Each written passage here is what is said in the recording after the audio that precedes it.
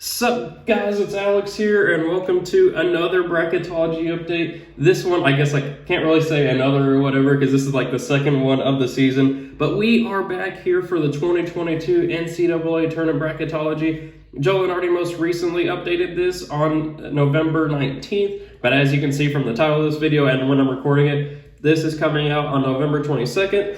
Haven't been feeling great the past few days, as you can probably tell from my voice, but I have been getting to be able to watch some more college basketball games, being able to see some various results and stuff like that, like Michigan lose their second game, I think in a row.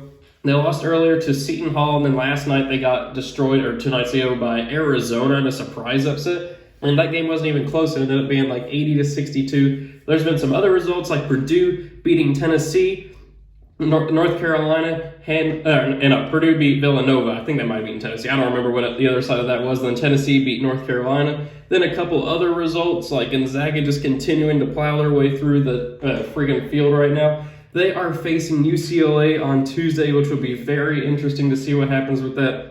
That Final Four game last year was one of the best college basketball games of all time, and both teams have retooled, and they are both set up for success, both projected to be 1 seeds as of right now. So I'm going to be very interested to see what happens in that game.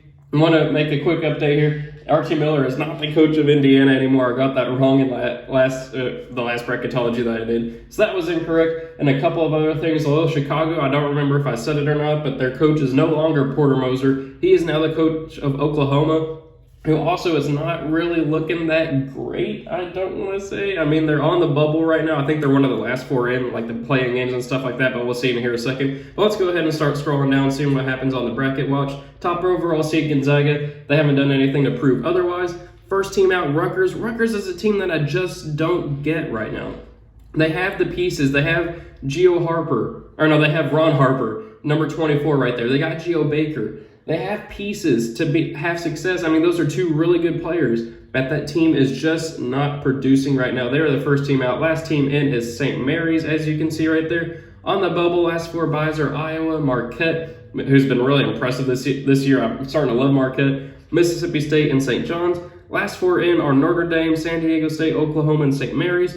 First 4 out are Rutgers, Colorado, Washington State, and Louisville. Next 4 out are Drake, Virginia, Wichita State, and San Francisco. Now, I've been keeping a close eye on Louisville, as I am an alumni from there, but I am a UK fan. I ended up going to their game against Navy on Monday, which was probably the best game that I could have gone to for them so far in this young season.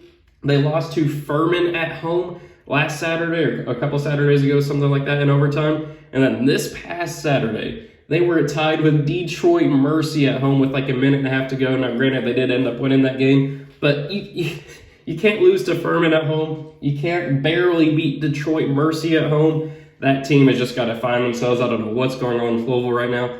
But taking a look here at the rest of the bracket, as you can see, there's been quite a bit of movement.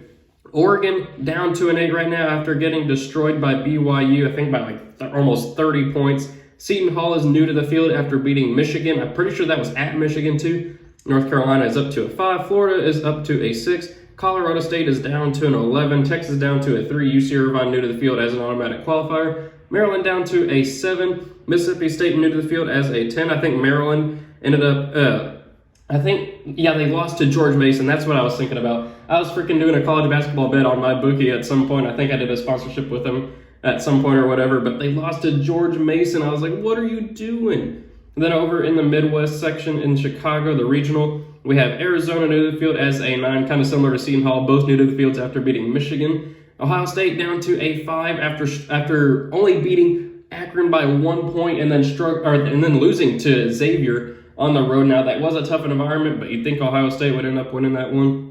Kentucky down to a 4. Then we have Notre Dame down to an 11 in the playing game. Vermont up to a 14. Marquette, as I said, they're one of my favorite kind of new teams to watch in the tournament, up to new to the field as a 10. Michigan down to a 2. Then taking a look over here at the South Regional, some new movement. St. Bonaventure up to a 5. Tennessee up to a 4. Oklahoma new to the field as a 12. I don't really know why they're new to the field. They just haven't really looked too impressive to me, to be completely honest. Furman up to a 13 after beating Louisville. Michigan State up to a 6. They're getting back on the right track, destroying Butler on the road. St. John's up to an 11. Baylor down to a 3. I'm not sure why Baylor's down to a 3. They're undefeated. Maybe they lost somebody that I just haven't heard about right now. but I don't get why they're down to a 3, so let me know in the comments section if you know why. Then Liberty down to a 14, BYU up to a 7, Iowa new to the field as a 10, and Houston up to a 2. Then over in the East, we have LSU down to a 9 after Duke moves up to the 1 line, replacing Michigan. Then Illinois down to a 4, Weber State up to, or near the field as a 13. Alabama up to a 3. They almost struggled against South Alabama. They barely pulled that one out, but then they ended up destroying their opponent from this last week. I don't remember who they played. Then Florida State down to a 7, West Virginia down to a 10, and Yale up to a 15. So, as you guys know, with every bracketology that I do, I create this Excel bracket because why not? They shut down Brackify.com a couple of years ago, which I used with all the logos. That was a lot more fun. But this is the next best option I can do to just kind of run through my tournament predictions just based off this bracketology. It's what I do on this channel if you're new to the channel. But let's go ahead and get into these picks here for the 2022 NCAA tournament based off of this bracketology. So, at first, we're obviously going to have Gonzaga beat the winner. We're obviously going to have Gonzaga beat Campbell. Oregon versus Seton Hall. I'm going to go with the team that just beat one of the top teams in the nation in Seton Hall, or I guess Seton Hall beating Michigan. You know what I'm saying. North Carolina, I think, will be able to beat Belmont there. North Carolina, I think that's a team that has potential. I don't think they've really shown it so far, but I do see the pieces being built there, especially with their new coach, Hubert Davis, I think is his name, replacing Roy Williams. I think they have the pieces there, and I think kind of like Kentucky, they'll get it together by the time the actual tournament rolls around. Arkansas, I think, will be able to beat New Mexico State. Florida will be able to beat Colorado State along with Texas over UC Irvine. Then I'm going to go with the SEC representative and Mississippi State, the 10 seed, with the classic 10/7 upset over Maryland, who just lost to George Mason. And then Villanova will end up beating Iona. Then for a spot in the Sweet 16, we're going to have Gonzaga moving on past Seton Hall, though I'd love to see Seton Hall somehow pull off the upset. Then Eric Musselman and the Arkansas Razorbacks moving on past North Carolina. Texas beating Florida there, and then Villanova beating Mississippi State. So now I'm going to kind of go with chalk here in this region, but it's just who I think is going to be winning at this point in time.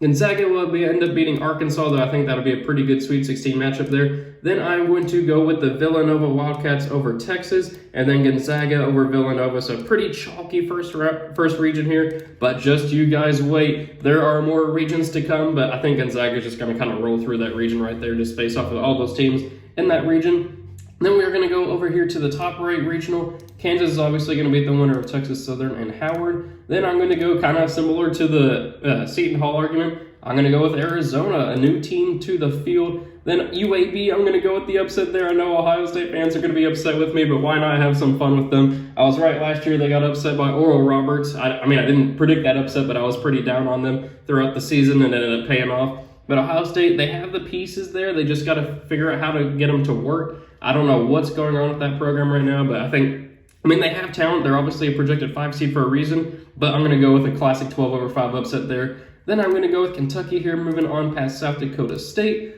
Auburn, I think, will be able to beat the winner of Notre Dame and San Diego State, which I think would probably be San Diego State at this point in time. Memphis will beat Vermont. Then I'm going to go with Marquette here, the 10/7 upset over Texas Tech, and then Michigan over Wright State.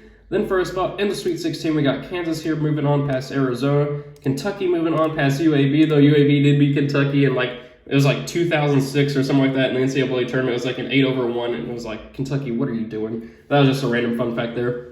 Then Memphis, I think, will be able to beat Auburn. Then I'm going to go with a 10/2 upset here. Why not just keep hitting a man while they're down? We're going to go with Marquette, one of my favorite new teams, as I've said 3 times in this video, upsetting the 2 seed Michigan there and moving on to the Sweet 16. I think that would be a great story there.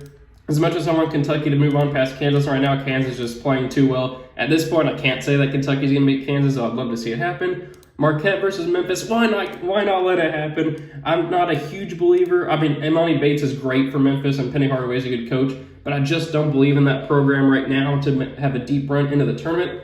Why not go with Marquette, pulling off the 10/3 upset there, but then Kansas is going to end their run there. I'd love to see Marquette make it to the Final Four, but I don't think that's going to happen. So then we'll scroll down here to the bottom right regional. We're going to have UCLA beat the winner of Delaware versus nobody, because it's just Delaware.